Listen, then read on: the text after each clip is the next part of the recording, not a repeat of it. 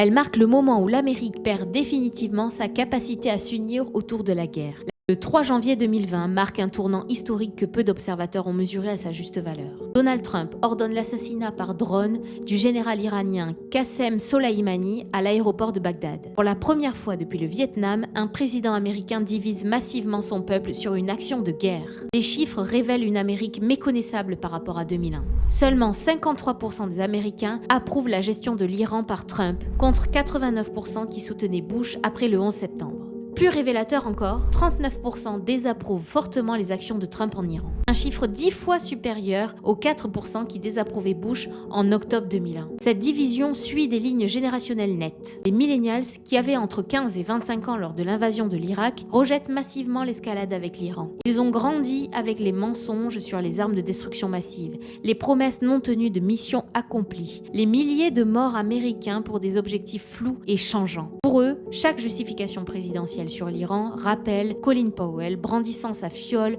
aux Nations Unies. La génération Z, elle, découvre la géopolitique à travers les réseaux sociaux. Contrairement à leurs aînés qui recevaient l'information filtrée par les grands médias, ils accèdent instantanément aux analyses contradictoires, aux vidéos non censurées, aux témoignages de soldats revenus traumatisés. L'héroïsation de la guerre devient impossible quand TikTok montre la réalité du stress post-traumatique militaire. L'assassinat de Soleimani révèle aussi le paradoxe fondamental de Trump. Élu sur la promesse America First et la critique des guerres éternelles, il reproduit exactement les schémas qu'il dénonçait. Cette contradiction ne passe pas inaperçue auprès de sa base électorale. Pour la première fois, un président républicain perd le soutien d'une partie de ses électeurs sur une question militaire. Les réseaux sociaux amplifient cette fracture naissante. Twitter explose le débat contradictoire. Facebook voit circuler autant de contenu pro-guerre qu'anti-guerre. YouTube regorge d'analyses critiques. L'écosystème médiatique unifié de 2001 a cédé la place à une cacophonie informationnelle qui empêche l'émergence de tout consensus. Cette division autour de Soleimani préfigure exactement ce qui va se passer en 2025 avec les frappes sur l'Iran. Elle marque le moment où l'Amérique perd définitivement sa capacité à s'unir autour de la guerre. La génération qui avait vécu le 11 septembre comme un traumatisme rassembleur laisse place à des générations qui ont vécu l'Irak et l'Afghanistan comme des fiascos diviseurs. L'Amérique de 2020 découvre qu'elle ne peut plus mobiliser son peuple pour un conflit lointain.